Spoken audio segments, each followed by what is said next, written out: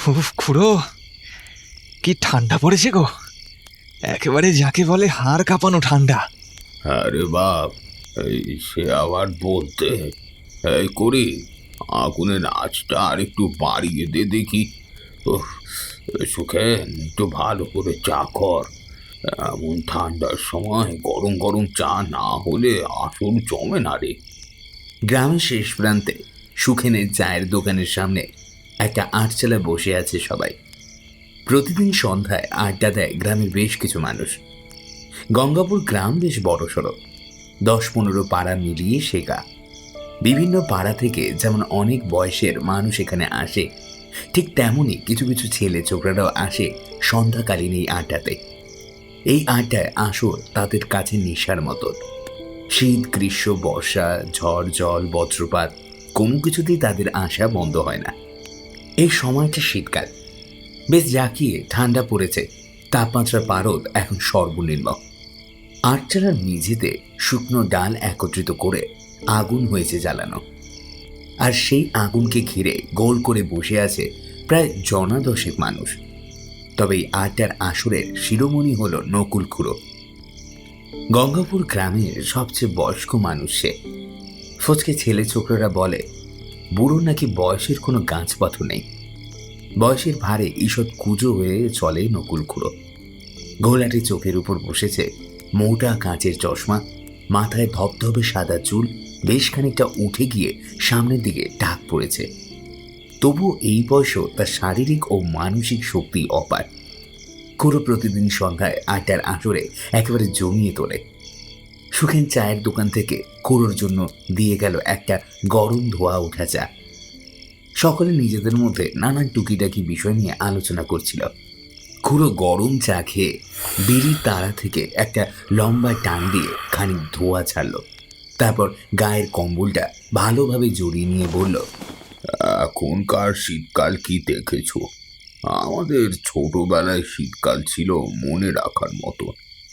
শীতের সকালে খেজুর গুড়, পিঠা, সরু চাকলি, মকর স্নান, পৌষ মেলা আর কত কি যেন ছিল। সেসব রঙিন দিনের ঘটনা আজকাল মাঝে মধ্যে মনে পড়লে মনে হয় বুঝি গত জন্মের কথা। সেবার আমি শীতকালে বেড়াতে গিয়েছিলাম এক জায়গায়। সেই রোমহর্ষক রোমাঞ্চকর ঘটনার কথা আজও ভুলতে পারি না। খুড়ো, আজ বরং তাহলে সেই ঘটনার কথাই বলে শোনাও। সেবার শীতকালে বেড়াতে গিয়েছিলাম বাগডোগরা গ্রামে। আমাদের গ্রাম থেকে সেই গ্রামের দূরত্ব ছিল বহু। আমার এক দূর সম্পর্কের আত্মীয়ের বাড়ি সেখানে। বার 2-3 সে গাঁয়ে বেড়াতে গেলেও কোনো শীতকালে সেখানে যাওয়া হয়নি। সেবার বাড়িতে কাউকে কিছু না জানিয়ে বাবার উপর রাগ করে চলে গেলাম সোজা বাগডোগরা গ্রামের দিকে। তবে আমি একলা সেথায় যাইনি। আমাদের গ্রাম থেকে গিয়েছিল মুখুজ্জি পাড়ার রামরতন।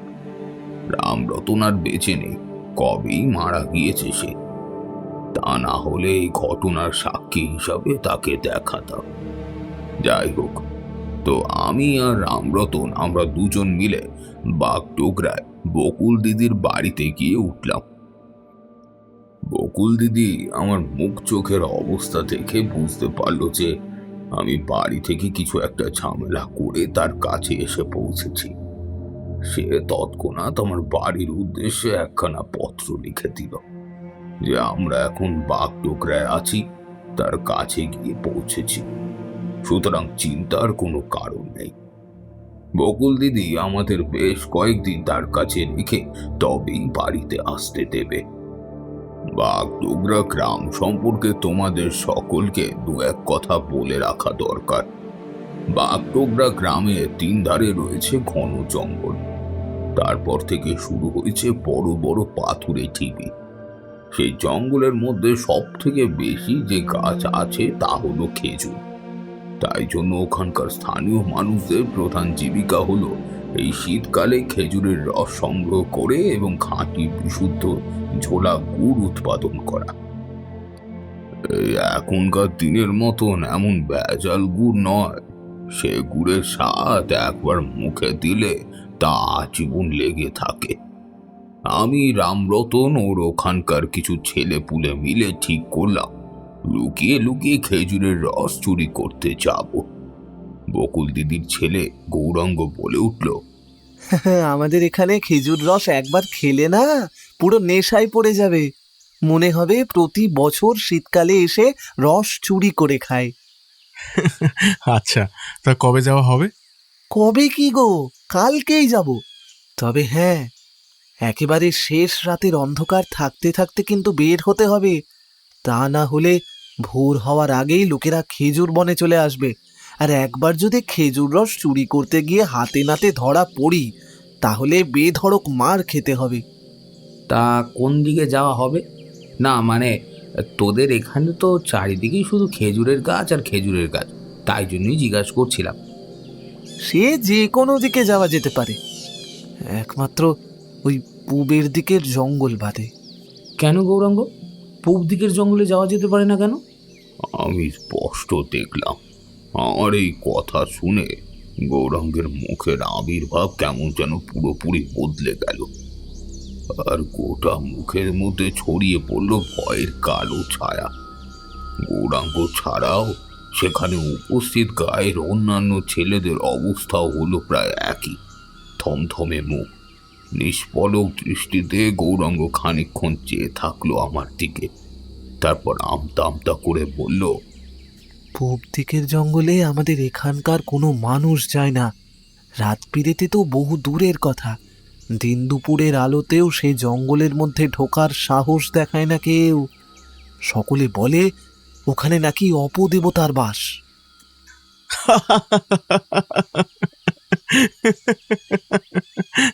সত্যি তোমার কথা শুনে না হেসে আর কিছুতেই থাকতে পারলাম না গৌরাঙ্গ। তোমরা এখন এই সমস্ত অপদেবতা টপদেবতায় বিশ্বাস করো? ভুল ভুল, দেখো গে যাও, তোমাদের এইসব অপদেবতার ভয় দেখিয়ে এখানকার লোকেরা ঠিক খেজুরের রস সংগ্রহ করছে চুপিসারে। আসলে যাতে ছেলে ছোকরার দল এই জঙ্গলের মধ্যে প্রবেশ করে খেজুরের হাঁড়ি গায়েব করে দিতে না পারে, সেই জন্য এরকম একটা গুজব রটিয়ে রেখেছে। দেখো গে। হাসতে হাসতে তাচ্ছিল্যের সুরে কথাগুলো বলল রামরতন। রামরতনের কথা শুনে গৌরাঙ্গের চোখ দুটোর অক্ষি কোটর থেকে দপ করে আগুন জ্বলে উঠল। কথাগুলো যে তার মোটেও পছন্দ হয়নি তা আমি বিলক্ষণে আন্দাজ করতে পারলাম। গৌরাঙ্গ বেশ খানিকটা মেজাজের সাথে চড়া গলায় তীব্র প্রতিবাদ জানিয়ে বলল, কখনোই না, আমি এখানকার ছেলে, এই গায়ের বিষয় সব থেকে ভালো জানি। তাই জন্যই জোর দিয়ে কথা বলতে পারি যে এই গ্রামের কোনো মানুষ ওই জঙ্গলের পথে ভুলেও পা বাড়ায় না। কেবলমাত্র এখানকার দোষী ছেলেদের ঠকানোর জন্য এই ধরনের গালগপ্প রটিয়ে রাখা হয়েছে, এ কথা আমি কিছুতেই মেনে নিতে পারবো না। আর শুধুমাত্র আমি কেন, তুমি যাকে খুশি তাকে এই বিষয়ে জিজ্ঞেস করতে পারো, তারা প্রত্যেকেই আমার মতে সহমত হবে। কিন্তু আমিও এত সহজে তোমার কথায় বিশ্বাস করতে পারবো না। ওই যে কথায় বলে না, যতক্ষণ না নিজের চোখে দেখছো ততক্ষণ কিছু বিশ্বাস করতে নেই।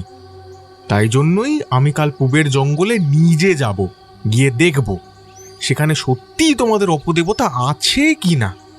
কাল ওই জঙ্গলের মধ্যে প্রবেশ করলেই তোমার কথা সত্যি নাকি মিথ্যে তাও প্রমাণিত হয়ে যাবে। আর আমার স্থির বিশ্বাস সেরকম কিছুই হবে না। এই হলো রামরতনের এক বাজে স্বভাব। সে এতটাই জেদি এবং একগুঁয়ে প্রকৃতির ছেলে যে কোনো জায়গায় যাবে তো যাবে। সেখানে তর্ক বিতর্কের মধ্যে জড়িয়ে পড়লাম আমরা। আমি রামরতনকে অনেকবার করে বোঝানোর চেষ্টা করলাম ও যেন জঙ্গলের মধ্যে না যায়। সেখানে অপদেবতা থাকুক কিংবা না থাকুক তাতে আমাদের কি। কিন্তু রামরতন আমার কথা শোনার ছেলে নয়। সে একবার যখন মনস্থির করেছে সেখানে যাবে, তখন সেখানে গিয়েই ছাড়বে। রাতের বেলা রামরতনের সাথে আর তেমন বিশেষ কথা হলো না। শেষ রাতের অন্ধকার থাকতে থাকতে আমি, রামরতন আর গৌরাঙ্গ বেরিয়ে এলাম বাড়ি থেকে। শীতকাল হওয়ার দরুন পথঘাট ঘন কুয়াশার চাদরে ঢাকা, চারপাশে একেবারে শুনশান। সেখানে একটা কুকুর বিড়াল পর্যন্ত দেখতে পাওয়া যায় না। অন্ধকারের মধ্যে হাঁটতে আরম্ভ করলাম আমরা। আমাদের মধ্যে কথা হলো যে রামরতন পূবের খেজুর বনে ঢুকে একটা হাঁড়ি বেঁধে আসবে, আর আমরা তার জন্য অপেক্ষা করব জঙ্গলের বাইরে। পূবের জঙ্গলের সামনে এসে উপস্থিত হলাম আমরা তিনজন। জায়গাটা গ্রামের শেষ সীমান্ত হওয়ার কারণে মানুষজনের বসতি সেরকম খুব একটা চোখে পড়ল না। সামনের আঁকা বাঁকা জঙ্গলাবৃত পথ চলে গিয়েছে কুয়াশা ঘেরা বনের দিকে। রামরতন এক হাত ধারালো কাস্তে আর এক হাতে মাটির হাঁড়ি নিয়ে বীর পুরুষের মতো সেদিকে এগিয়ে যাচ্ছিল। আমি শেষবারের মতো তার উদ্দেশ্যে বললাম, রামরতন, একবার ভালো করে ভেবে দেখ ভাই, এই জঙ্গলের ভিতরে না ঢুকলেই কি নয়? কি দরকার? গোড়াগঞ্জ যখন এতবার করে নিষেধ করছে, তখন খামোকা বেকার জেদ করছিস কেন? না, আমার শরীরে ভয় ডর নেই। তুই ভীতু, তাই এখানকার মানুষের কথা শুনে তুই জঙ্গলের মধ্যে যেতে ভয় পেতেই পারিস, কিন্তু আমি তেমনটা নই। আজ আমি এই জঙ্গলের ভেতরে না গেলে শুধুমাত্র আমার একার নয়, আমাদের গাঁয়ের সকল সাহসী ছেলেদের চরম অপমান হবে, আর তা আমি কিছুতেই মেনে নিতে পারবো না। আচ্ছা বেশ, ঠিক আছে, তবে তুই একলা না, আমিও যাব তোর সাথে। আমার কথা শুনে ভীষণ উত্তেজনার সাথে গৌরাঙ্গ দ্রুত বলে উঠল, এই নকুল, তোর কি মাথা খারাপ হয়ে গেছে? তুই ওর কথায় সায় দিয়ে পূবের জঙ্গলের ভেতরে প্রবেশ করব বলছিস কেন? না রে গৌরাঙ্গ, আমি ওর কথায় সায় দিয়ে নিজেকে সাহসী প্রমাণিত করার জন্য জঙ্গলের ভিতরে যেতে চাইছি না। আসলে কি বলতো, রামরতনকে আমি এখানে নিয়ে এসেছি। ওর যদি ভালো মন্দ কিছু একটা বিপদ ঘটে যায়, তখন আমি ওর বাড়ির লোকে কী জবাব দেব? তাই জন্য এক প্রকার বাধ্য হয়ে পূবের জঙ্গলের মধ্যে প্রবেশ করছি। গৌরাঙ্গ, তুই এত ভাবিস না, এখানেই দাঁড়িয়ে আমাদের জন্য অপেক্ষা কর, আমরা সকাল হওয়ার আগেই ফিরে আসবো। গৌরাঙ্গকে বিদায় জানিয়ে এগিয়ে গেলাম আমরা। ছেলেটা এমন ছলছলে চোখে আমাদের দিকে তাকিয়েছিল যেন সে আমার চির বিদায় জানাচ্ছে। সত্যি বুঝি আমরা কোনো অমোঘ বিপদের হাতছানিতে সাড়া দিয়েছি। গোটা জঙ্গল মহাশূন্য হতে নেমে আসা সাদাটে কুয়াশার আবরণে মোড়া। শেষ রাতের অন্ধকার গায়ে মেখে জঙ্গলের মধ্যে দাঁড়িয়ে থাকা প্রকাণ্ড সব বনস্পতির দল অশরীরী প্রেতের ন্যায় দণ্ডায়মান। মধ্যে মধ্যেই পূবের জঙ্গলে এলোপাথারি ভাবে খেলে যাচ্ছে হিমেল কনকনে বাতাসের স্রোত। সেই ঠান্ডা বাতাসের দাপট এতটাই তীব্র যে আমাদের গায়ে থাকা চাদর ভেদ করে একেবারে হাড় মাংস পর্যন্ত কাঁপিয়ে দিচ্ছে। সত্যি কথা বলতে আমার বুকের ভেতর একটা অদ্ভুত শিরশিরে অনুভূতি খেলা করছে। সেই অনুভূতি আদতে ভয়, আতঙ্ক নাকি অন্য কিছু তা বলতে পারি না সঠিকভাবে। শুধু এইটুকু বলতে পারি যে মনের মধ্যে যে থেকে বারবার কেউ যেন বলে উঠল, আর এই অভিশপ্ত জঙ্গলে প্রবেশ করো না। গৌরাঙ্গ সহ এখানকার মানুষেরা যা বলছে তা নিছক মিথ্যে রটনা কিংবা ভ্রান্ত ধারণা নয়। এভাবে নিজেদের বিপদ না ডেকে আনাই ভালো। মনের মধ্যে চলতে থাকা যাবতীয় টানাপোড়েনে অগ্রাহ্য করে আমি রামরতনকে অনুসরণ করে চলতে লাগলাম। নিঝুম নৈশ জঙ্গলের বুকে সে শীষ দিতে দিতে এগিয়ে চলছে। আমি জানি তাকে আমার মনের মধ্যে চলতে থাকা অস্বস্তির ব্যাপারে বলে বিন্দুমাত্র কোনো লাভ নেই। একবার যখন সে জঙ্গলে প্রবেশ করেছি, তখন এখানে শেষ পর্যন্ত আমাকেও থাকতে হবে। অদৃশ্য যে কি সাংঘাতিক বিপদ লিখে রেখেছে তা স্বয়ং ঈশ্বরই জানেন। ঝোপঝাড় ঠেলে এগিয়ে চলছিলাম আমরা। যতই ভেতরের দিকে প্রবেশ করছিলাম, ততই আরো গাছগাছালির বারবারতি বেড়ে উঠছিল। সমান তালে তাল মিলিয়ে দু একবার মাথা উঁচু করে দেখার চেষ্টা করলাম আকাশে আলো ফুটেছে কিনা, কিন্তু না। উঁচু উঁচু গাছপালা এমনভাবে নিজেদের ডালপালা বিস্তার করে মাথার উপর চাঁদের ন্যায় আস্তরণ সৃষ্টি করেছে যে খটখটে দুপুরেও বুঝি এতটুকু সূর্যের আলোই জঙ্গলের ভেতর প্রবেশ করবে না। চারিদিক খুঁতখুঁতে অন্ধকার বিরাজমান। তবে দীর্ঘক্ষণ একটানা অন্ধকারে থাকার কারণে আমার চোখ সয়ে এসেছিল। সেই কারণেই দৃষ্টিগোচর হচ্ছিল আশেপাশের অংশ।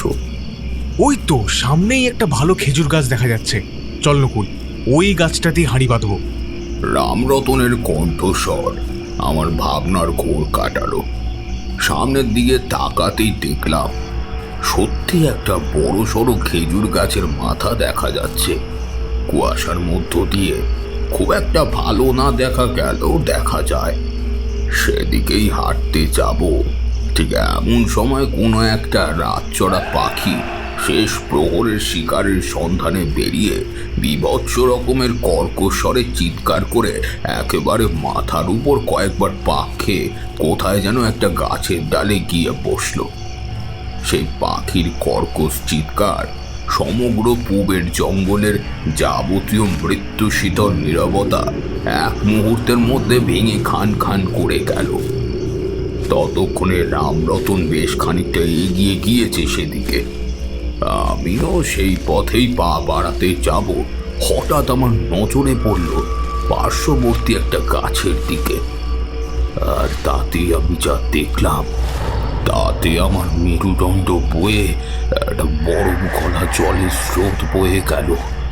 বুকের হৃদস্পন্দনের গতি স্বাভাবিকের চেয়ে কয়েক গুণ বেড়ে গেল বুঝলে। বিশাল বড় কোনো একটা গাছের মগডালে সম্পূর্ণ উল্টো হয়ে ঝুলে আছে কালো মতন কিছু একটা অবয়ব, যার পা দুটো আকশির মতো গাছের ডালের সাথে আটকানো, আর বাকি দেহটা পুরোপুরি নিচের দিকে ঝুলছে। ঝুলন্ত অবস্থায় ঘড়ির কাঁটার পেন্ডুলামের মতোই খানিকটা এদিক ওদিক তুলে উঠছে ওটা। যেটা আমি কিছুতেই বুঝতে পারলাম না তা হলো জঙ্গলের মধ্যে ওই ওই জীবটা আসলে কি। যেহেতু সেই গাছটা আমাদের থেকে বেশ খানিকটা তফাতে ছিল এবং মাঝখানে আছে কুয়াশা, তাই স্পষ্টভাবে দেখতে পেলাম না সেই অবয়বটাকে। জঙ্গলের মধ্যে থাকা বাদর কিংবা অন্য কোনো প্রাণী যে এভাবে ঝুলে থাকতে পারে তাও কোনোদিনও শুনিনি আমি। মনের মধ্যে একটা প্রশ্ন জাগলো, তাহলে প্রাণীটা আসলে কি? কিন্তু এর পরে যেটা ঘটলো তার জন্য আমি মোটেও প্রস্তুত ছিলাম না। এর পরের ঘটনা আমাকে ভীষণ রকমের ভয় পাইয়ে দিল, একেবারে যেন গলা শুকিয়ে কাঠ হয়ে যাওয়ার মতো অবস্থা। একটানা এতক্ষণ পর্যন্ত গল্প বলার পর দম নিতে এবার একটু থামল নকুলকুড়ো। বিড়ির তারা থেকে ফের একটা বিড়ি বের করে তাতে আগুন ধরিয়ে ধোঁয়া ছাড়ল সে। খুড়োর মুখ জুড়ে ফুটে উঠছে একটা অপরিসীম ভয়ের ছাপ। অতীতে সেই ঘটনার কথা স্মৃতিচরণ করতে গিয়ে তার অন্তরে হয়তো ওই পুরনো ভয়ের ফের জাগরণ ঘটছে। মাঝিপাড়ার বদিয়া বলে উঠল, খুড়ো বলো, কি এমন জিনিস দেখলে যার কারণে তোমার ওরকম ধারা অবস্থা হলো? দেখলাম গাছের মুখ ডালে যে কালো অবয়বটা ঝুলেছিল সেটা এবার চোখ মেলে তাকালো। এতক্ষণ যেন ওর দুটো চোখ বন্ধ অবস্থায় ছিল। চোখ খোলা মাত্রই দপ করে জ্বলে উঠল দুটো লাল আলোর বৃত্ত। আমি তোমাদের ভাষায় ব্যাখ্যা করতে পারবো না বাবারা, সেই ক্ষমতা ঈশ্বর আমায় দেননি।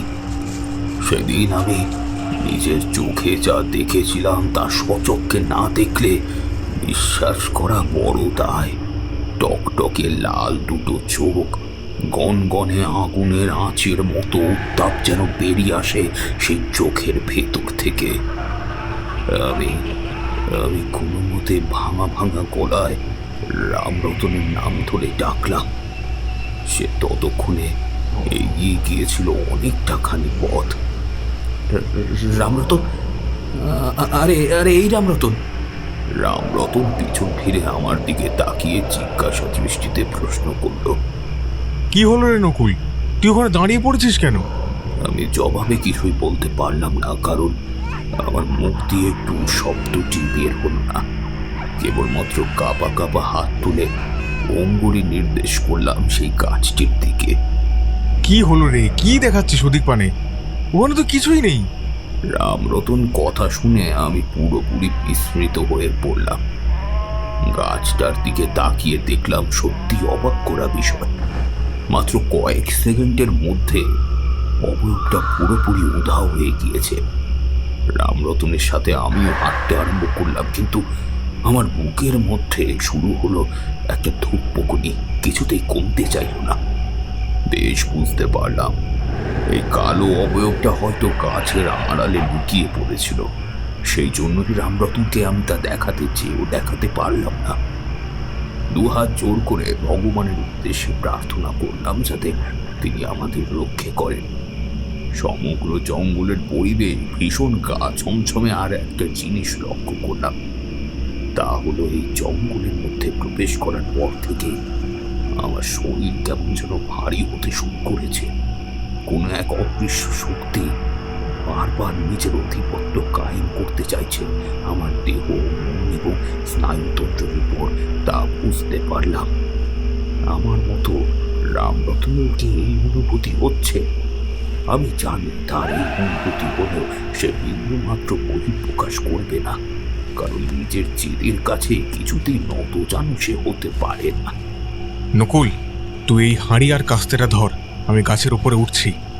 তারপর আমি ওপরে উঠে হাত বাড়ালে তুই এগুলো আমাকে ধরিয়ে দিবি। হ্যাঁ, আজ পূবের জঙ্গল থেকে খেজুরের রস সংগ্রহ করে তবেই আমি ফিরব। গৌরাঙ্গ সহ এখানকার প্রত্যেক মানুষের মনে থাকা অন্ধবিশ্বাস আজ ভাঙার সময় হয়েছে। মুখের কথা শেষ করে রামরতন আমার হাতে ওগুলো ধরিয়ে দিয়ে খেজুর গাছেও উঠতে রাখলো। খেজুর গাছটা বিশাল বড়। আমি চারপাশের দিকে তাকিয়েছিলাম সচকিত দৃষ্টিতে। কেন জানি না মনে হচ্ছিল এক্ষুনি কিছুটা সময়ের মধ্যেই যে কোনো একটা সাংঘাতিক বিপদ ঘটতে চলেছে। খেজুর গাছের মাথাটা এতটাই উঁচুতে যে নিচ থেকে দাঁড়িয়ে সেটাকে ভালোভাবে দেখা যায় না। গাছের কিছুটা উঠে আমার কাছ থেকে কাস্তে নিয়ে তার কোমরে গুজে এক হাতে হাঁড়ি দিয়ে আরও বেশ কিছুটা উপরে উঠল রামরতন। তারপর একটা ভালো মতন জায়গা দেখে ধারালো কাস্তে দিয়ে গাছের উপরের অংশে আলতোভাবে ছাঁচতে আরম্ভ করলো। ঠিক এমন সময় একটা অদ্ভুত বিজাতীয় আওয়াজ হলো। সেই আওয়াজের জোরে গোটা পূবের জঙ্গল একেবারে যেন থরথর করে কেঁপে উঠল, কিন্তু কোথা থেকে সে বিকট আওয়াজ এলো তা বুঝতে পারলাম না। কেউটে সাপের মতো গর্জনের থেকেও ভয়ানক কিছু একটা যেন ভেসে উঠল এই খেজুর গাছের মাথার ঝাঁকড়া মুখর পাতা থেকে। আমি রামরতনের উদ্দেশ্যে হাঁক দিয়ে বললাম, এই রামরতন, খেজুর গাছের মাথায় কি একটা রয়েছে। তোকে হাঁড়ি বেঁধে কাজ নেই ভাই। ভাই দয়া করে নিচে নেমে শীঘ্র এখান থেকে চলতে হবে। আরে ধুর, সবেতে এত ভয় পেলে চলে নাকি? আরে খেজুর গাছের মাথায় আবার কি থাকবে? নিশ্চয়ই কোনো পাখি টাকির বাসাটা আছে হয়তো। আমি হাড়ি বাঁধতে উঠেছি বলে ওরকম ভাবে চিৎকার করছে। রামরতন মুখে বলল বটে যে পাখি হবে হয়তো, কিন্তু গর্জন শুনে আমার মতো পাখির আওয়াজ বলে মনে হলো না। বুকের ভেতর কে যেন একটা ভারী হাতুড়ি পেটাতে আরম্ভ করেছে। আমি তাকে ফের সাবধান করতে যাব, ঠিক এমন সময় দেখলাম খেজুর গাছের শুকনো পাতার ভেতরে জমাট বাঁধা অন্ধকারের মধ্য থেকে দুটো লাল আলোর বৃত্ত দেখা যাচ্ছে। সেই উজ্জ্বল লাল আলো রক্তের চেয়েও গাঢ় লাল বর্ণের। এই লাল আলো দুটো আসলে কি তা আমি জানি। আমার গোটা গায়ের লোম খাড়া হয়ে গেল। শুকনো গাছের পাতা ঠেলে বাইরে বেরিয়ে এলো কালো কুচকুচে ওই অবয়ব, যাকে সাক্ষাৎ বিভীষিকা বললেও নেহাত কিছু ভুল বলা হয় না। হাত পোড়া মৃতদেহের চামড়া হাড়ের সাথে চিটিয়ে গেলে ঠিক যেরকম বিভৎস দেখতে লাগে সেরকমই দেখতে তাকে। কালো কুচকুচে পাতলা চামড়ার আস্তরণ হাড়ের কাঠামোর উপর লেগে রয়েছে। চোখ দুটো গভীরে যেন দু টুকরো জ্বলন্ত কাঠ কয়লা চলছে। সেই কারণে ওরকম লাল উজ্জ্বল আলো বের হচ্ছে। নাকের জায়গায় একটা চওড়া গর্ত। ঠোঁটের চামড়া উঠে গিয়ে বেরিয়ে এসেছে খয়েরিটি ছোপ ধরা দাঁতের সারি। সেই তীক্ষ্ণ সুচলো দাঁত হিম করে দেয় সারা শরীর। তার গোটা শরীর উলঙ্গ, গায়ে একটা সুতো পর্যন্ত নেই। দুই হাত ওই দুই পায়ের সাহায্যে সরীসৃপের প্রাণীর মতো বুকে ভর দিয়ে গাছের গুড়ি বেয়ে সর করে নেমে আসছে রামরতনের দিকেই। এক ভয়ানক দৃশ্য দেখে রামরতনের অবস্থা ততক্ষণে যথেষ্ট শোচনীয়। তার হাত থেকে কখনো নিজের অজান্তেই খসে পড়েছে কাস্তে আর মাটির হাড়ি নিচে পড়ে ভেঙে চূর্ণ বিচূর্ণ হয়ে গিয়েছে। আমিও তারই রয়েছি ঠায় মূর্তির মতো। একটু নড়াচড়া করার ক্ষমতা আমার নেই। রামরতনের উপর এর থেকে বেশি কিছু আর আমার মনে নেই, কারণ আমার চোখের সামনে খোলা দৃশ্যপটে ক্রমশ ঝাপসা হয়ে এলো। জ্ঞান হারিয়ে লুটিয়ে পড়লাম মাটিতে, কাটা কলা গাছের মতো। এই নকুল, তুই কি আমার কথা শুনতে পাচ্ছিস? আমার যখন জ্ঞান ফিরে এলো তখন আমি নিজেকে আবিষ্কার করলাম বকুল দিদির ঘরের বিছানায় শুয়ে আছি। আমার সামনে গৌরাঙ্গ বসে আছে জলের ঘটি হাতে নিয়ে। চোখে মুখে ঠান্ডা জলের ছিটে দিয়ে সে আমার জ্ঞান ফেরানোর চেষ্টা করছে। গৌরাঙ্গের সাহায্যে কোনোইতে ভর দিয়ে আছোয়া অবস্থায় উঠে বসলাম আমি। দেখলি তো, আমি বারবার পুঁই পুঁই করে তোদের বারণ করেছিলাম এই অভিশপ্ত জঙ্গলের মধ্যে প্রবেশ না করতে। ওই জঙ্গলে অপদেবতার বাস, কিন্তু তোর বন্ধু আমার কোনো কথা শুনল না। ফলে যা হবার তাই ঘটল। কিন্তু গৌরাঙ্গ, আমি এখানে এলাম কি করে? আর কি করে এলাম আমি? অনেকক্ষণ জঙ্গলের বাইরে অপেক্ষা করার পরেও তোরা কেউ ফিরে আসছিস না দেখে গ্রামের লোকজন সাথে নিয়ে পূবের জঙ্গলে ঢুকেছিলাম। বহু কষ্টে মানুষদের রাজি করাতে হয়েছে। গিয়ে দেখি ওখানে তোরা দুজন বেহুশ অবস্থায় পড়ে রয়েছিস। তারপর আবার কি, সকলে মিলে ধরাধরি করে নিয়ে এসেছি। তবে রামরতনের ধুম জ্বর এসেছে। ও ঘরের বিছানায় শোয়ানো হয়েছে ওকে। জ্বরের ঘোরে কী সব যেন ভুল বকছে ক্রমাগত। গৌরাঙ্গকে আমি আর অপদেবতার ব্যাপারে খোলসা করে বিশেষ কিছু বললাম না। এমনিতেই ওই অপদেবতা নিয়ে তাদের গ্রামবাসীদের মনের মধ্যে পাহাড় প্রমাণ ভয় জমা হয়ে আছে। তাই জন্য আমি কেবলমাত্র বললাম আমরা ভয় পেয়ে জ্ঞান হারিয়েছিলাম। পাশের ঘরে গিয়ে দেখলাম সত্যি রামরতনের গা যেন একেবারে পুড়ে যাচ্ছে। ছেলেটা জ্বরের ঘরে কি সব উল্টো পাল্টা বলছে। মাত্র কয়েক ঘন্টার মধ্যেই রামরতনের শরীর কেমন যেন ভেঙে গেছে। তার জীবন শক্তি বুঝি চুষে নিয়েছে ওই অপদেবতা। গোটা দিনটাই কেটে গেল দুশ্চিন্তার বোঝা মাথায় নিয়ে। সারাদিনে নাওয়া খাওয়া প্রায় মাথায় উঠল। স্থানীয় চিকিৎসক এসে ওষুধ দিয়ে যাওয়ার পরেও রামরতনের শারীরিক অবস্থা এতটুকু উন্নতি ঘটল না। সন্ধ্যার সময় বকুল দিদি ঘরের সিংহাসনে রাখা ঠাকুরের সামনে শাক বাজিয়ে মাটির প্রদীপ হাতে নিয়ে তুলসী তলায় এগিয়ে এলে বিনা বাতাসে সেই প্রদীপ নিভে গেল। তিনি সন্ধ্যাবেলায় ঘরের বাইরে পাঁচিলের ওপার থেকে একসাথে কতগুলো কুকুর কেঁদে উঠল বিকৃতভাবে। মাথার উপর একাধিক বাদুড়ের ঝাঁক পাক খেল বন বনিয়ে। এই সমস্ত লক্ষণ যে ভীষণ রকমের অশুভ তার বুঝতে এতটুকু অসুবিধা হলো না। আচমকে গৌরাঙ্গের চিৎকার ভেসে এলো ঘরের ভেতর থেকে। আমি আর বকুলদি দৌড়ে গিয়ে প্রবেশ করলাম ঘরের মধ্যে, আর সাথে সাথে একটা তীব্র ঝাঁঝালো আঁশটে গন্ধ আমার নাকে মুখে এসে চেপে ধরল।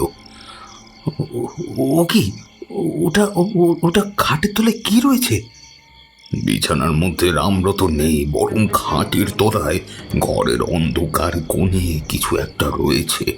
তার চোখ দুটো সম্পূর্ণ মণিহীন এবং টকটকে লাল। আমার বুকের ভেতরটা ধরাস করে লাফিয়ে উঠল। মনে হলো যেন হৃৎপিণ্ডটা এক লাফে গলার কাছে উঠে আসতে চাইছে। এত ভয়, এত আতঙ্ক, এত উত্তেজনা জীবনের আগে কোনোদিন আমি অনুভব করিনি। করমচা ফুলের মতো টকটকে লাল ওই দুটো চোখ আমার ভীষণ চেনা। পূবের জঙ্গলের মধ্যে প্রবেশ করে অপদেবতার চোখ দুটো দেখেছিলাম খুব কাছ থেকে, তবে এখানে বকুলদের ঘরের ভেতরে খাটের তলায় যে রয়েছে সে রামরতন। হ্যাঁ, বাইরে থেকে দেহটা রামরতনের হলেও তার ভেতরটা যেন অন্য কোনো অশুভ শক্তি ভর করেছে। বকুলদি ছুটে গিয়ে ঘরের বাইরে থেকে নিয়ে এলো হ্যারিকেনখানা। হ্যারিকেনের মৃদু অনুজ্জ্বল আলো শিখা ছড়িয়ে পড়ল গোটা ঘরের কিছুটা অংশ জুড়ে। বিছানার নিচে যেটুকু অংশ আলোকিত হয়ে উঠল তাতেই দেখা গেল খাটের তলায় উবু হয়ে বসে রয়েছে রামরতন। কিছু একটা বোধহয় খাচ্ছে সে। তার জীবনের কচমচ শব্দ আমাদের কানের মধ্যে এসে পৌঁছাচ্ছে। বকুলদের হাত থেকে হ্যারিকেনটা নিয়ে আমি ঈষৎ ঝুঁকে পড়তেই এবার সম্পূর্ণ আলোকিত হয়ে উঠল অন্ধকারাচ্ছন্ন জায়গাটা। গলা দিয়ে যে চিৎকার বেরিয়ে এলো তার যাই হোক কোনো মানুষের হতে পারে না। ছেলেটার মাথাটা লম্বা লম্বা চুলগুলো এসে তার মুখের অধিকাংশকে ঢেকে ফেলেছে। চোখ দুটো দেখা যাচ্ছে না, একদম টকটকে লাল আলো তার মধ্য থেকে ঠিকরে বেরোচ্ছে। মুখের চারপাশে লেগে রয়েছে যেন ঘন গাঢ় রক্ত।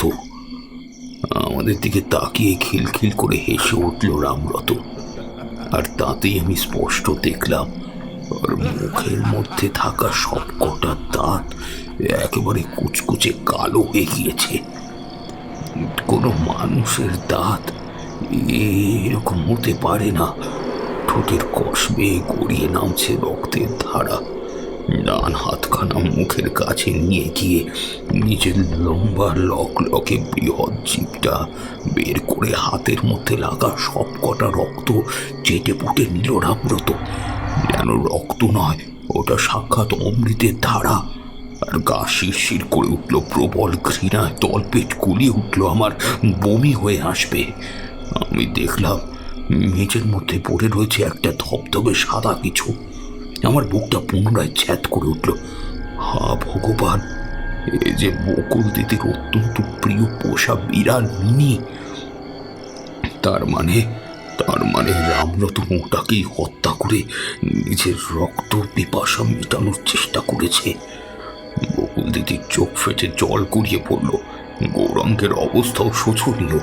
এরকম পরিস্থিতিতে আমি কি করা উচিত, কি করা অনুচিত তা বুঝে উঠতে পারলাম না। মাথার মধ্যে সবকিছু কেমন যেন তালগোল পাকিয়ে গেল। হ্যারিকেনের নিচে নামিয়ে রেখে দৌড়ে বাইরে বেরিয়ে গেলাম আমি। তোমরা সরে যাও, আমি দেখছি। বাইরে থেকে একটা মোটা লাঠি নিয়ে সে বকুলদি আর গৌরাঙ্গকে সরে যেতে বলে আমি এগিয়ে গেলাম খাটের দিকে। হেঁট হয়ে লাঠির সাহায্যে বের করে আনার চেষ্টা করলাম মৃত বিড়ালটাকে, কিন্তু কিছুতেই নিজের শিকার এত সহজে ছাড়তে রাজি হলো না রামরতন। সে যেন বর্তমানে ক্ষুধার্ত নরপিশাচে পরিণত হয়েছে। অবলা জন্তুকে একেবারে ছিঁড়ে ফুঁড়ে খেয়েছে। বহু কষ্টে তার মুখের গ্রাস সরিয়ে এনে সে ঘরের দরজা বন্ধ করে দেওয়া হলো। ভেতর থেকে ভেসে এলো রামরতনের গর্জনার হুঙ্কারের ধ্বনি। বকুলদি মাথায় হাত রেখে ধপ করে বসে পড়ল দাওয়ার মেঝেতে। তারপর কপাল চাপড়ে প্রায় কাঁদো কাঁদো অবস্থায় বলল, হে কি সর্বনাশ করলি বল দেখি তোরা। একবার আমার সাথে আলোচনা করার প্রয়োজনটুকু বোধ করলি না? একা একাই চলে গেলি ওই পুবের জঙ্গলে। হায় ঈশ্বর, এ কোন অনর্থ ঘটালে ঠাকুর? ছেলেটা এখানে বেড়াতে এসেছিল, ওর ভালো মন্দ কিছু একটা ঘটে গেলে তখন কি করব আমরা? তুমি বিশ্বাস করো মা, আমি বারবার করে বারণ করেছিলাম, কিন্তু রামরতন আমার কোনো কথাই গুরুত্ব দেয়নি। হ্যাঁ হ্যাঁ বকুলদি, গৌরাঙ্গের কোনো দোষ নেই। আমিও কতবার রামরতনকে বারণ করলাম যে ওই জঙ্গলের মধ্যে ঢুকিস না, চল আমরা ওখান থেকে বেরিয়ে আসি। কিন্তু ওই যে ওর জেদ ওকে সমূহ বিপদের দিকে নিয়ে গিয়েছে আজ। কিন্তু এবার কি হবে? ওর যা রূপ দেখলাম তাতে গতি খুব একটা সুবিধের বলে মনে হচ্ছে না। আচ্ছা মা, অপদেবতা রামরতনকে শেষ করে দেবে না তো? চুপ চুপ চুপ, একদম চুপ কর। ও কথা মুখেও আনিস না বাবা। ও কথা শুনলে যে বুক কেঁপে ওঠে। আমাদের বাড়িতে বেড়াতে এসে ছেলেটা শেষ হয়ে যাবে? না না, তা কিছুতেই হতে পারে না। আমার কি মনে হয় জানিস, আজ ওরা জঙ্গলের মধ্যে প্রবেশ করেছিল তো, তাই জন্যই ঘোরের মধ্যে ওরকম কিছু একটা কাজ করে ফেলেছে। দেখবি কাল সকালে সূর্যের আলো গায়ে পড়লে সব ঘোর কেমন কেটে যাবে। রামরতন আবার আগের মতো সুস্থ হয়ে উঠবে, ওর কোনো বিপদ হবে না। বকুল দিদির কথা শুনে আমাদের মনের মধ্যে একটু হলেও আশা জন্মালো। রাতটা কাটলো দুশ্চিন্তায় পায়চারি করে। গভীর রাত পর্যন্ত বদ্ধ ঘরের ভেতর যে ভেসে এলো রামরতনের গর্জন। ক্ষুধার্ত হিংস্র প্রাণীকে খাঁচায় বন্দি করে রাখলে ঠিক যেরকম ভাবে দাপিয়ে বেড়ায়, রামরতন বন্ধ ঘরের মধ্যে সেরকমই দাপাদাপি করতে লাগলো। এর পরের দুদিন যা ঘটেছিল তা বলার মতো নয়। ওই অভিশপ্ত দুদিনের কথা বর্ণনা করতে পারবো না আমি, সেই শক্তি ঈশ্বর আমাকে দেননি। দুর্বিষহ চরম বিভীষিকা ছিল পরে দুটো দিন। রামরতনের শারীরিক অবস্থা আরো অবনতি ঘটল। দিনের বেলায় সূর্যের আলো যতক্ষণ থাকতো ততক্ষণ সে বিছানার মধ্যে শুয়ে থাকতো, তবে ঘুমাতো না। তার দুই চোখ বড় বড় বিস্ফোরিত জবা ফুলের মতো টকটকে লাল হয়ে থাকতো, তবে আসল মূর্তি ধারণ করত সাঁঝের অন্ধকার নামার পর থেকে। তার মানুষ চোখে অত অল্প বয়সে কত কি দেখেছি। দেখেছি রামরতন রাতের অন্ধকারে ঘরের দেওয়াল বেয়ে সরীসৃপের মতো হাঁটছে, তো আবার কখনো দেখেছি সে ঘরের কড়ি বর্গার কাঠ থেকে পা ঝুলিয়ে লটকে রয়েছে সম্পূর্ণ উল্টোভাবে। সন্দেহ অন্ধকার নামার পর থেকে তার চেহারার মধ্যে বদল ঘটত বিপুল। রাতের বেলা তার চোখ থেকে মনি দুটো পুরোপুরি গায়েব হয়ে যেত। তোমরা কে কতখানি আমার কথা বিশ্বাস করছো তা আমি জানি না। ভাবছো বুড়োর বুঝি ভীমরতি হয়েছে এই বয়সে এসে, তাই জন্যই এমন গাঁজা ঘুরি আষাঢ়ে গল্প শোনাতে এসেছি। কিন্তু না, একমাত্র আমি জানি এই ঘটনার রন্ধ্রে রন্ধ্রে মিশে রয়েছে কতখানি নির্ভেজাল সত্যতা। তোমাদের আমি দোষ দিই না, এই ঘটনা অন্য কারোর মুখ থেকে শুনলে বিশ্বাস করার মতো নয়। তবে সত্যি সন্ধ্যার আধার নামার পর রামরতনের চোখ দুটো হয়ে উঠত পুরোপুরি মণিহীন, রক্তের মতো টকটকে লাল। মুখের ভেতর সাদা দাঁতগুলো বদলে যেত কুচকুচে কালো বর্ণে। লকলকে জিভটা দাঁতের ফাঁক থেকে বেরিয়ে এসে তার মধ্যে থেকে টপ টপ শব্দে গড়িয়ে পড়তো লালা রস। যত দিন যাচ্ছিল ততই তার পরিস্থিতি হাতের বাইরে চলে যাচ্ছিল। বকুল দিকে বলে যত তাড়াতাড়ি সম্ভব বাবা এবং রামরতনের পরিবার থেকে লোক আনার ব্যবস্থা করলাম। গা থেকে এলো আমার বাবা এবং রামরতনের বাবা, রামরতনের মা আর তাদের সঙ্গে অপরিচিত একজন যাকে আমি চিনি না। তবে সেই গুরুগম্ভীর মানুষটিকে দেখে আমার মনের মধ্যে কেমন যেন একটা অদ্ভুত অনুভূতি জন্ম হলো। তখন আমাদের অল্প বয়স, ভূত প্রেত জিন পিশাচ এই সকল কোনো কিছুর অস্তিত্ব বিন্দুমাত্র বিশ্বাস করতাম না, কিন্তু রামরতনের ওই অবস্থা দেখে তা বিশ্বাস করতে বাধ্য হয়েছিলাম। ওই রকম পরিস্থিতিতে দাঁড়িয়ে আমার অবস্থা ঠিক ছিল না। আমি যদি তাকে নিয়ে বাগডোগরা না আসতাম তাহলে হয়তো তার এমন ধারা অবস্থা হতো না। সে যাই হোক, কোথায় কোথায় অন্যদিকে চলে গিয়েছি। রামরতনের বাবা এবং মা পত্রে লেখা ঘটনার সমস্ত ঘটনার বিবরণ শুনে যাকে সঙ্গে নিয়ে এসেছিলেন তার পরিচয় পাওয়া গেল। ভদ্রলোকের নাম বোধিসত্ত্ব আগাম বাগিস। অবস্থা খুব খারাপ, কিন্তু সবটা এখনো হাতের বাইরে বেরিয়ে যায়নি। একবারে যাকে বলে মক্ষম সময়ে আমাকে তলব দিয়েছেন। ছেলেটির উপর যে অপশক্তির নজর পড়েছে তার হাত থেকে ও কিছুতেই নিজেকে মুক্ত করতে পারত না, সুতরাং ছেলেটির মৃত্যু একেবারে নিশ্চিত হয়ে গিয়েছিল। কিন্তু আমি যখন একবার এখানে এসে উপস্থিত হয়েছি তখন ছেলেটিকে আমি রক্ষা করবই। এই কথা বলে আগমবাগীশ মহাশয় রাতভর অনেক কিছু কাজকর্ম করেছিল। বকুল দিদির বসত ভিটেতেই শুরু হলো তার কাজ, কিন্তু সেই সমস্ত ঘটনার বিবরণ আমি তোমাদের দিতে পারবো না, কারণ আমাকে এবং গৌরাঙ্গকে তাদের এক প্রতিবেশীর বাড়িতে পাঠিয়ে দেওয়া হয়েছিল। আমরা ছোট বলেই হয়তো সেসব ঘটনা দেখে আমরাও ভয় পেয়ে যেতে পারি, আমাদের মনের উপর একটা চাপ পড়তে পারে। এই সমস্ত কথা ভেবে এরকম একটা সিদ্ধান্ত নেওয়া হয়।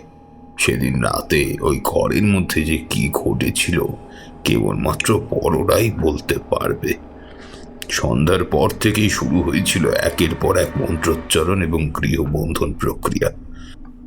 শেষ রাতের দিকে নাকি আগমবাগীশ মহাশয় রামরতনকে নিয়ে গিয়েছিল পূবের জঙ্গলের সন্নিকটে। সকাল থেকে আবার ছেলেটার ধুম জ্বর এলো।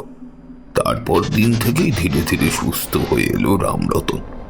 সাক্ষাৎ মৃত্যুর হাত থেকে তাকে ফিরিয়ে এনেছিল বোধিসত্ত্ব আগমবাগীশ। তার ক্ষমতা ছিল অপরিসীম, একেবারে যাকে বলে জমিয়ে মানুষে টানাটানি পড়ে গিয়েছিল রামরতনকে নিয়ে। এরপর আর কি, সে কিছুটা সুস্থ হয়ে উঠল, তার শারীরিক শক্তি ফিরে এলো। আমরা ফিরে এসেছিলাম নিজেদের গ্রামে। সুস্থ হয়ে ওঠার পর তাকে আমি জিজ্ঞেস করেছিলাম, কিন্তু সেই সমস্ত ঘটনা কিছুই বলতে পারেনি। তার স্মৃতিতেও সকল ঘটনা লেশমাত্র ছিল না। তার মনে ছিল কেবলমাত্র খেজুর গাছে ওঠার আগ পর্যন্ত। সত্যি কথা বলতে এরপর থেকে বাগডোগরায় যেতে আমারও একটু ভয় ভয় লাগতো, যদিও তেমন ভাবে খুব একটা আর যাওয়া হয়নি। বকুলদের সাথেও যোগাযোগ কমে গিয়েছিল। গৌরাঙ্গ মাঝে মধ্যে আমাদের বাড়িতে আসতো।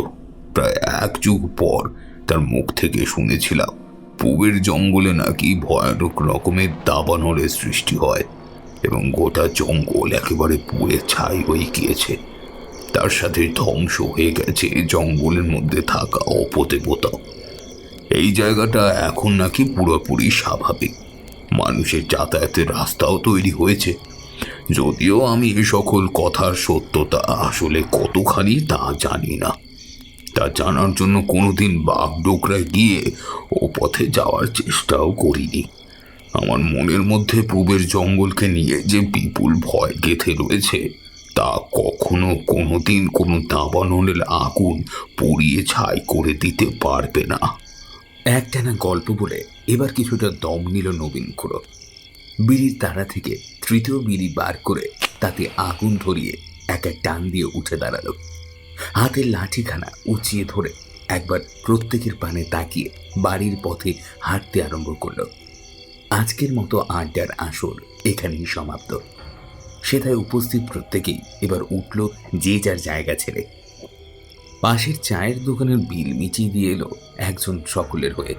তারপরে নিজেদের মধ্যে গল্প গুজব করতে করতে যে যার বাড়ির উদ্দেশ্যে এগোতে লাগলো। ঠান্ডাটা বেশ জাঁকিয়ে পড়েছে। বাইরে এর থেকে বেশি রাত পর্যন্ত থাকলে শরীর খারাপ করবে, তাই জন্যই সকলে আগুন নিভিয়ে বাড়ির পথে হাঁটা লাগালো। তবে প্রত্যেকের মনের মধ্যে আজ একটা দাগ কেটেই গেল। নকুল খুড়োর বলা এই ঘটনার বিবরণ। ঘটনাটা সত্যি কিংবা মিথ্যে, খুড়ো এমন জাঁকিয়ে পড়ার শীতে রাতের লোম খাড়া করে দেওয়ার জন্য একটা চমৎকার ভীতিপ্রদ গল্প বলেছে বটে, যার তারিফ করতেই হবে। শুনছিলেন লেখক সুরজিৎ ঘোষের কলমে গ্রাম বাংলার একটি ভূতের গল্প শীতের রাতে খেজুর বনে। গল্পটি আপনাদের কেমন লাগলো জানাবেন আমাদের ইউটিউব কমেন্ট সেকশনে। আজকে গল্প পাঠে এবং গল্পের সূত্রধার রয়েছিলাম আমি দীপেন্দু দাস। নকুল খুড়োর চরিত্র আছি আমি দীপেন্দু। কেমন লাগলো আপনাদের গল্প জানাবেন। আজকে গল্পের পোস্টারে চিত্রায়ন আবহতে ফিনিক্স। ভালো থাকবেন, সুস্থ থাকবেন এবং আমাদের চ্যানেলে নতুন হলে এবং আমাদের গল্পগুলোকে শুনতে আজই সাবস্ক্রাইব করে বেল আইকনটা ক্লিক করে রাখুন। আপনাদের সহযোগিতায় আমরা খুব শীঘ্রই 50,000 সদস্যের একটা পরিবার হয়ে উঠব। ভালো থাকুন, সুস্থ থাকুন আর এভাবে শুনতে থাকুন বঙ্গকথা ইউটিউব চ্যানেলকে।